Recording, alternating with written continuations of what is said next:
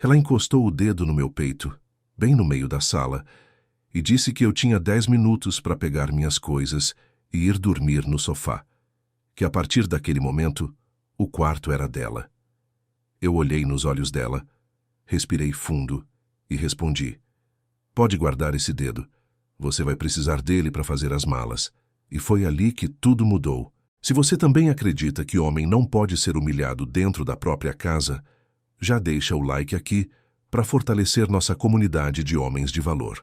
Meu nome é Rafael, tenho 36 anos e trabalho como analista de sistemas numa empresa de médio porte aqui em Campinas, interior de São Paulo. Não sou rico, nunca fui. Ganho meus 6.500 por mês, pago minhas contas em dia e tento viver com dignidade. O apartamento onde a gente morava, onde eu ainda moro, foi comprado com o dinheiro que meu pai me deixou quando faleceu, há 8 anos. Não foi herança milionária, foram 220 mil reais que eu transformei em entrada e financiei o resto. Cada parcela daquele imóvel saiu do meu suor. Casei com a Denise há 7 anos. A gente se conheceu numa festa de aniversário de um amigo em comum, o Gustavo. Ela era simpática, bonita, tinha aquele sorriso que parecia iluminar qualquer ambiente. Nos primeiros anos, confesso que fui feliz. A gente se entendia, fazia planos, sonhava junto. Ela trabalhava como assistente administrativa numa clínica odontológica. Ganhava uns 2.800. E a gente dividia as contas de forma justa. Eu pagava o financiamento e o condomínio. Ela cobria mercado, luz e internet. Funcionava. Mas casamento é igual carro. Se você não faz a manutenção, uma hora ele para de funcionar. Os problemas começaram quando a mãe dela, Dona Selma, ficou viúva e passou a frequentar nossa casa quase todo fim de semana. No começo eu não me importava. Até gostava da Dona Selma, achava ela uma senhora educada, religiosa, dessas que vão na missa todo domingo e falam de Deus em cada frase. Mas aos poucos eu fui percebendo que a relação entre mãe e filha tinha uma dinâmica estranha. A Dona Selma não era só sogra, era conselheira, confidente e, principalmente, a voz que a Denise mais ouvia no mundo. E essa voz nunca falava bem de mim. Eu lembro de uma vez, num almoço de domingo, a Dona Selma olhou para o meu prato e comentou como quem não quer nada: "Rafael, você não acha que está comendo demais? Homem que engorda perde o respeito da esposa." A Denise riu. Não me defendeu, não pediu para a mãe parar. Só riu.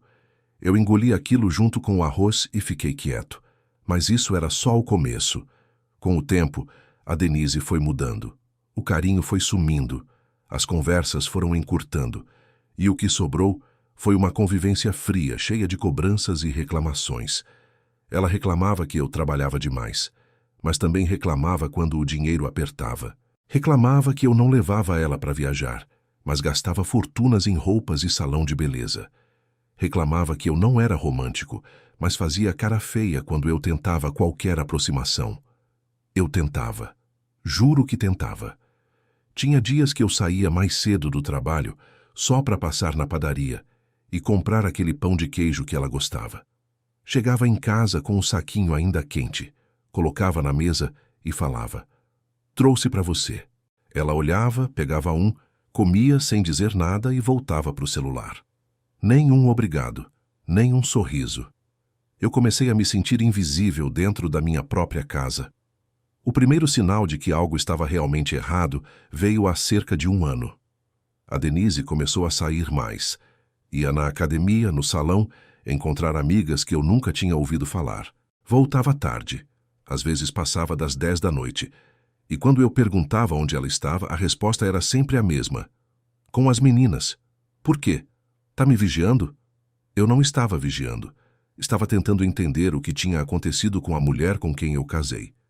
Numa sexta-feira, ela disse que ia dormir na casa da mãe porque a Dona Selma não estava se sentindo bem. Achei estranho porque, na quinta, a Dona Selma tinha vindo aqui em casa e parecia perfeitamente saudável. Mas deixei passar. Quando a gente começa a questionar tudo, vira paranoia. Pelo menos era o que eu pensava na época. No sábado de manhã, acordei cedo e resolvi fazer uma faxina no apartamento. Aproveitei que estava sozinho e organizei umas coisas no armário do quarto. Foi ali, no fundo de uma gaveta, que a Denise usava para guardar documentos, que eu encontrei um extrato bancário. A conta não era nossa. Era uma conta individual no nome dela, num banco diferente do que a gente usava. E o saldo me deixou com o estômago embrulhado. 43 mil reais, 43 mil reais. A Denise ganhava 2.800 por mês. Mesmo que ela guardasse metade do salário, o que nunca aconteceu porque ela vivia reclamando que não sobrava nada, levaria anos para juntar aquilo. De onde tinha vindo esse dinheiro? Eu sentei na cama, com o extrato na mão, e fiquei olhando para o papel como se ele fosse me dar alguma resposta. Não deu, mas a resposta veio depois. Nas semanas seguintes, comecei a prestar mais atenção. Não de forma obsessiva, mas atenta. Reparei que a Denise evitava deixar o celular perto de mim. Reparei que ela deletava o histórico de conversas do WhatsApp toda noite. Reparei que, quando a mãe dela ligava, ela sempre saía da sala para atender. Uma noite, enquanto ela tomava banho, o celular dela tocou em cima da cama. Era uma mensagem. Eu não mexi, juro, mas a notificação apareceu na tela bloqueada. Amor, amanhã posso passar aí depois do trabalho? O nome do contato era Clínica Doutora Paula. Clínica Doutora Paula. Eu conhecia a Doutora Paula. Era a dona da clínica onde a Denise trabalhava. Uma mulher de 60 anos, casada, com 3 netos. A Doutora Paula não chamaria a Denise de amor. Naquela noite eu não dormi. Fiquei deitado no escuro, olhando para o teto, enquanto a Denise ressonava ao meu lado, como se nada tivesse acontecido.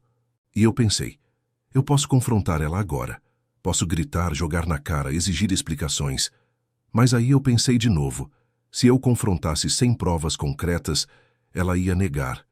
Ia dizer que eu estava louco, que era ciúme doentio, que eu precisava de tratamento. E a mãe dela ia concordar, e eu ia virar o vilão da história. Não, eu precisava ser inteligente. No dia seguinte, liguei para o meu amigo Marcos. O Marcos é advogado, especialista em direito de família. A gente se conhece desde a faculdade, quando eu fazia análise de sistemas e ele fazia direito no mesmo campus. Confiança de anos. Encontrei com ele num café perto do centro, depois do expediente. Contei tudo. O extrato bancário, as saídas frequentes, a mensagem no celular. Ele ouviu em silêncio, tomando o café preto dele. E quando eu terminei, ele apoiou a xícara na mesa e disse: Rafa, eu vou te dar um conselho como amigo e como advogado. Não faz nada precipitado. Se você tiver razão, e eu acho que você tem, você precisa de provas documentadas antes de qualquer movimento. Extrato bancário já é um começo, mas não é suficiente. Você precisa de mais. Mais como? Perguntei. Print de conversas, se você conseguir acesso legal. Fotos, se possível. Testemunhas, se alguém souber de alguma coisa.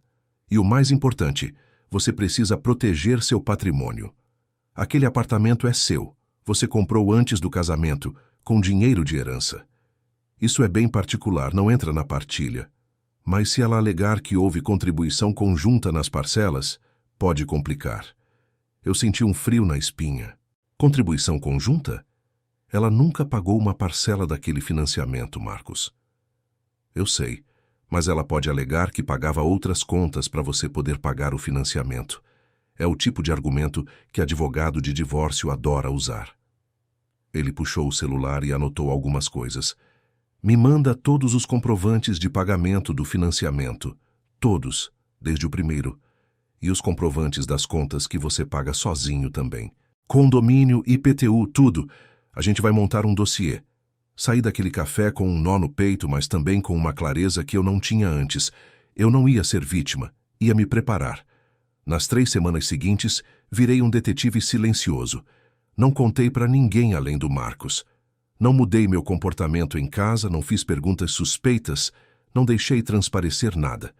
A Denise continuou achando que eu era o mesmo marido trouxa de sempre. E foi aí que ela cometeu o primeiro erro grave. Num sábado ela disse que ia passar o dia na casa da mãe. Eu disse que tudo bem, que ia aproveitar para assistir o jogo do Palmeiras na TV. Ela saiu por volta das 10 da manhã. Meia hora depois, eu saí também. Fui até a casa da dona Selma. Estacionei a moto do outro lado da rua, tirei o capacete e esperei. 15 minutos depois, Vi a dona Selma saindo de casa, sozinha.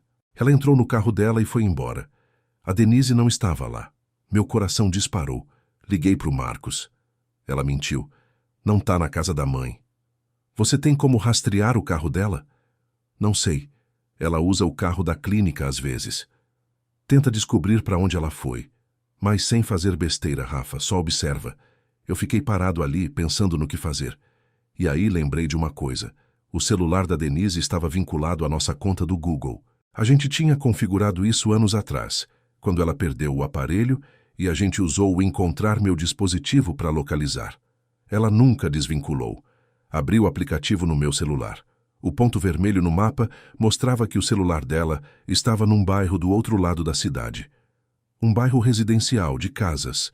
Não era shopping, não era academia, não era nenhum lugar que ela costumava frequentar. Guardei a informação. Voltei para casa. Assisti o jogo. O Palmeiras ganhou de 2-0 e esperei. A Denise chegou às 7 da noite, com sacolas de compras e cara de cansada. Como tá sua mãe? Perguntei, com a voz mais neutra que consegui. Melhor. A gente ficou conversando o dia todo. Mentira. Eu sorri por dentro e continuei jogando meu videogame. Mas isso era só o começo. Na segunda-feira, fui até o cartório perto do trabalho e pedi uma segunda via da escritura do apartamento. Queria ter todos os documentos comigo, organizados caso precisasse. O funcionário do cartório, um senhor simpático chamado seu Antônio, perguntou se estava tudo bem. Tudo certo, respondi, só organizando a papelada. Ele assentiu e me entregou os documentos. Naquela semana também fui ao banco e pedi um extrato completo do financiamento, mostrando todas as parcelas pagas e a origem dos pagamentos. Tudo no meu nome, tudo da minha conta. Nenhum centavo tinha vindo da Denise. O Marcos ficou impressionado quando eu entreguei tudo para ele. Você está levando isso a sério, disse ele folheando os papéis. Eu não tenho escolha. Ele olhou para mim com aquela expressão de quem entende o peso da situação. Rafa, eu preciso te perguntar uma coisa. Você ainda ama ela? Fiquei em silêncio por um tempo. Eu amava a mulher com quem eu casei. Mas essa mulher não existe mais. O que sobrou é uma estranha que dorme na minha cama. Ele assentiu.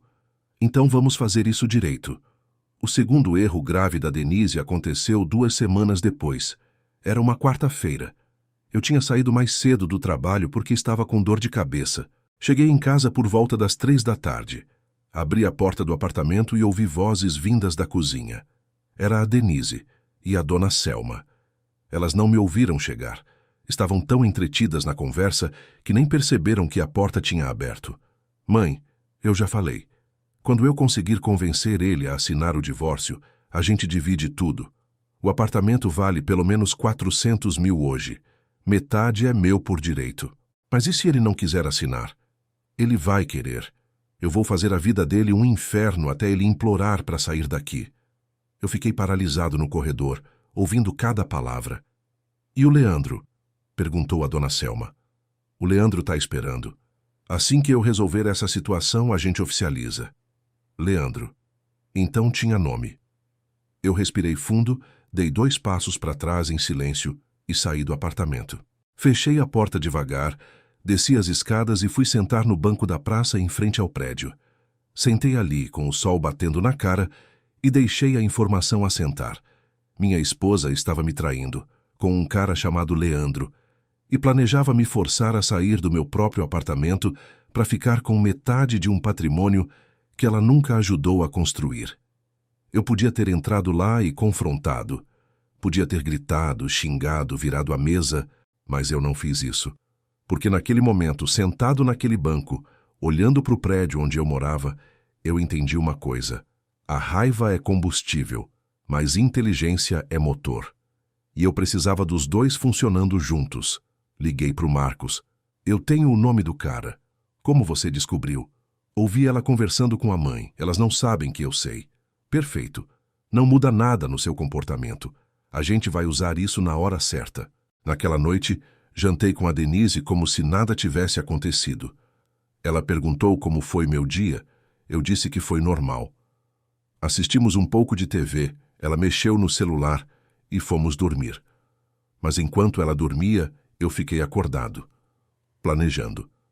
Na semana seguinte, comecei a investigar quem era o tal Leandro. Não foi difícil. Descobri pelo histórico de localização do celular dela, que continuava vinculado à minha conta, que ela frequentava sempre o mesmo endereço, uma casa num bairro de classe média alta, num condomínio fechado chamado Residencial das Palmeiras. Uma busca rápida no Google Maps, cruzando com algumas pesquisas em redes sociais, me levou até o perfil do sujeito, Leandro Machado Ribeiro, 39 anos, sócio de uma concessionária de veículos importados, divorciado. Pelo menos era o que o perfil dizia. Fotos em restaurantes caros, viagens para exterior, aquele tipo de ostentação que impressiona gente fácil de impressionar. E a Denise era fácil de impressionar. Olhei para o perfil dele e senti nojo. Não dele. Dele eu nem conhecia. Senti nojo da situação, da mentira, da traição planejada. Mas também senti algo mais. Certeza. Certeza de que eu estava fazendo a coisa certa ao me preparar. O Marcos me ajudou a montar um dossiê completo, prints do histórico de localização, mostrando as visitas frequentes à casa do Leandro. Cópia do extrato bancário com os R$ 43.000, que descobrimos depois tinham vindo de depósitos mensais feitos pelo próprio Leandro. A Denise estava sendo sustentada pelo amante enquanto morava comigo. Isso aqui é ouro, disse o Marcos olhando para os papéis. Ela não tem como negar. E o apartamento? O apartamento é seu, Rafa. Comprado com bem particular antes do casamento, financiado só por você. Ela pode tentar alguma coisa, mas não vai conseguir. Eu assenti, sentindo um peso sair dos meus ombros. Quando a gente faz isso? Quando você estiver pronto. Eu fiquei pronto numa sexta-feira, 3 semanas depois. A Denise chegou do trabalho por volta das 7, reclamando do trânsito e do calor. Eu estava sentado no sofá, com os documentos dentro de uma pasta em cima da mesa de centro. Ela passou direto para a cozinha, pegou uma água na geladeira e voltou.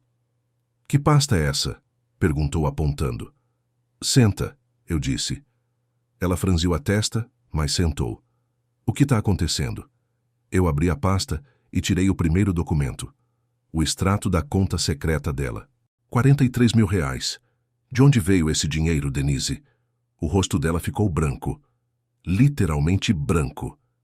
Vi o sangue drenar das bochechas em tempo real. Isso é...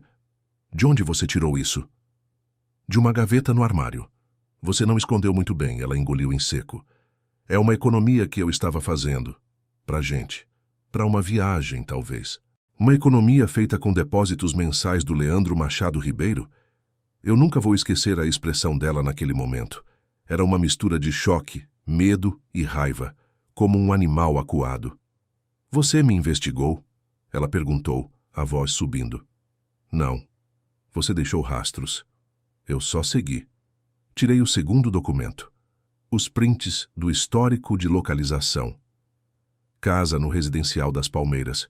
Você foi lá 27 vezes nos últimos 3 meses, incluindo aquele sábado que você disse que ia na casa da sua mãe. Ela ficou em silêncio. Você estava me traindo, Denise. E pior, você estava planejando me roubar. Roubar? Do que você está falando? Eu ouvi sua conversa com sua mãe, naquela quarta-feira. Você queria me forçar a sair do apartamento para ficar com metade de um patrimônio que você nunca ajudou a construir. Ela se levantou, o rosto vermelho agora, a postura defensiva. Esse apartamento é nosso. A gente é casado. Errado. Esse apartamento é meu. Comprado com herança do meu pai antes do casamento, financiado só com meu dinheiro. Eu tenho todos os comprovantes. Meu advogado também. Ela parou. Advogado? Eu tirei o terceiro documento. A petição de divórcio já assinada por mim pronta para protocolar. Eu não vou te expulsar de casa, Denise, porque eu não sou você. Mas eu também não vou deixar você me humilhar mais. Você tem uma semana para sair.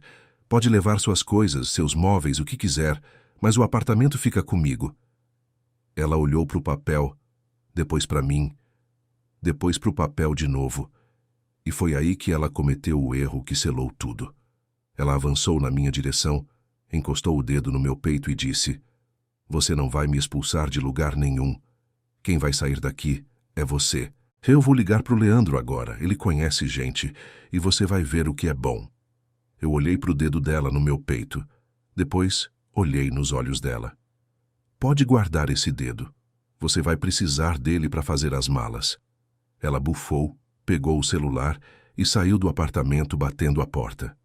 Fiquei sozinho na sala com os documentos espalhados na mesa e pela primeira vez em meses respirei em paz. No dia seguinte, a Denise voltou, mas não veio sozinha. Veio com a dona Selma e com o tal do Leandro. Eu estava na cozinha tomando café quando ouvi a chave na fechadura. Ela entrou primeiro com cara de quem veio para a guerra. A mãe veio logo atrás, com aquela expressão de superioridade moral que eu conhecia bem. E por último, o Leandro.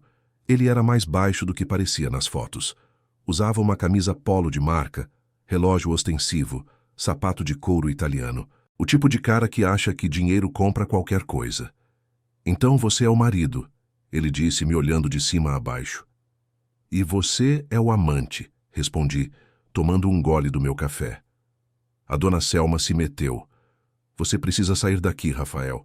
Esse casamento acabou. A Denise merece coisa melhor. Eu coloquei a xícara na pia e me virei para eles.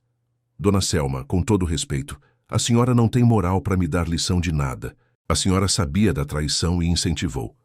A senhora ajudou sua filha a planejar um golpe para ficar com metade do meu patrimônio. Então, por favor, não venha falar de merecimento. Ela ficou vermelha. Quem você pensa que é? Eu sou o dono desse apartamento.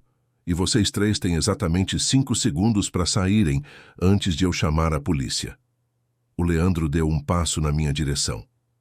Escuta aqui, seu... Calado, eu interrompi. Você veio até a casa de um homem que você ajudou a trair. Você não tem voz aqui. Ele ficou sem reação. A Denise puxou ele pelo braço. Vamos embora. Depois a gente resolve isso com o advogado. Ótimo, eu disse. Já tenho o meu pronto. Eles saíram. A porta bateu. E eu terminei meu café. O que você teria feito no meu lugar? Teria confrontado na hora ou esperado o momento certo? Me conta aí nos comentários. O processo de divórcio levou 4 meses. A Denise tentou de tudo. Alegou que tinha contribuído com o apartamento, mas não conseguiu provar. Alegou que eu tinha sido abusivo, mas não tinha uma prova sequer. Alegou que tinha direito à pensão, mas o juiz negou. Ela estava empregada, saudável e sem filhos comigo. No final, ela saiu do casamento com as roupas, os móveis que eram dela e uma humilhação pública que ela mesma provocou. O Leandro, descobri depois, não era tão divorciado assim. A ex-mulher dele apareceu na concessionária dele 2 semanas depois do nosso confronto e fez um escândalo. Aparentemente, ele estava reconciliando com a ex enquanto ainda enrolava a Denise. Quando a Denise descobriu, terminou com ele. Mas aí já era tarde. Ela já tinha perdido o apartamento, o casamento e a dignidade. A última vez que ouvi falar dela, estava morando na casa da mãe, no mesmo quartinho de solteira onde morava antes de me conhecer. Eu reformei o apartamento. Troquei os móveis, pintei as paredes, comprei um sofá novo. Não porque eu precisava, mas porque eu queria recomeçar. Cada mudança era um jeito de dizer: esse espaço é meu, sempre foi. 3 meses depois do divórcio, numa sexta-feira qualquer, eu estava no mercado comprando as coisas da semana. Estava na fila do caixa quando uma mulher na fila ao lado me olhou e sorriu. Desculpa, mas você não é o Rafael? O amigo do Gustavo? Eu olhei para ela. Demorei 1 segundo para reconhecer. Lívia, ela riu. Você lembrou. Lívia era prima do Gustavo, o mesmo amigo que tinha me apresentado a Denise anos atrás. A gente tinha se cruzado em algumas festas de família, mas nunca tinha conversado direito. Faz tempo, eu disse. Faz mesmo. Eu soube do que aconteceu. O Gustavo me contou. Sinto muito. Não precisa sentir. Foi a melhor coisa que podia ter acontecido. Ela sorriu de novo. Um sorriso diferente. Um sorriso que não pedia nada, não cobrava nada. Só existia. Quer tomar um café qualquer dia? Eu pensei por 1 segundo. Depois respondi. Quero. Não vou dizer que foi amor à primeira vista. Não foi. Foi algo mais lento, mais cuidadoso. A gente começou a conversar, depois a sair, depois a confiar. E em algum momento desse processo, eu percebi que estava feliz de novo. A Lívia é professora de história numa escola estadual. Ganha menos do que a Denise ganhava, mora num apartamento alugado no centro. Dirige um carro popular que ela financiou sozinha. Não tem nada de luxo na vida dela, mas ela me olha como se eu fosse alguém. Ela pergunta como foi meu dia e realmente escuta a resposta. Ela ri das minhas piadas ruins. Ela faz café para mim de manhã sem eu pedir. E quando a mãe dela veio nos visitar pela primeira vez, ela me tratou com respeito. Sentou na minha sala, tomou o café que eu ofereci e disse: Rafael, obrigada por cuidar da minha filha. Eu quase chorei ali mesmo. Hoje, 1 ano e meio depois de tudo, estou sentado nesse mesmo sofá novo, olhando pela janela do apartamento que quase me tiraram. A Lívia está na cozinha, fazendo aquele macarrão com molho branco que ela aprendeu num vídeo do YouTube. O cheiro invade a sala inteira. E eu penso em como as coisas poderiam ter sido diferentes. Se eu tivesse explodido naquela quarta-feira, quando ouvi a Denise planejando o golpe com a mãe, talvez eu tivesse perdido. Se eu tivesse aceitado a humilhação calado, talvez eu ainda estivesse lá sendo manipulado.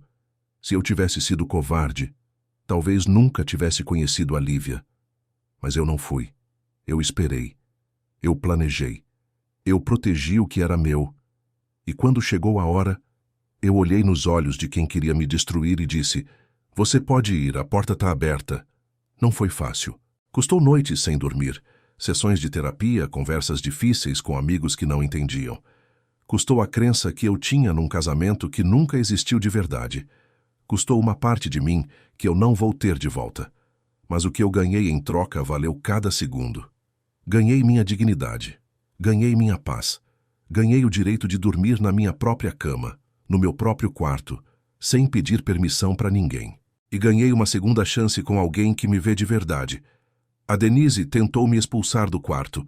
Agora ela dorme na casa da mãe, no quartinho de solteira, sonhando com um apartamento que nunca foi dela. E eu durmo em paz. A moral dessa história não é sobre vingança. É sobre limite. É sobre saber a hora de parar de aceitar migalhas e exigir o prato cheio que você merece. É sobre entender que respeito não é negociável, não é opcional, não é luxo. É o mínimo. Se você está passando por algo parecido, eu só tenho uma coisa para te dizer. Você não é obrigado a aceitar. Você não é obrigado a ficar. Você não é obrigado a ser pequeno para alguém se sentir grande. Levanta a cabeça, organiza suas provas, chama seu advogado. E quando a hora chegar, olha nos olhos de quem tentou te destruir e diz: a porta está aberta. Porque no fim, a única pessoa que pode te tirar da sua própria vida é você. E essa pessoa, eu decidi, não ia ser mais eu. Se essa história te mostrou que você não deve aceitar desrespeito dentro da sua própria casa, se inscreve no canal agora. Aqui a gente fala a verdade que ninguém tem coragem de dizer. Clica em inscrever-se e te vejo na próxima história. A gente se vê.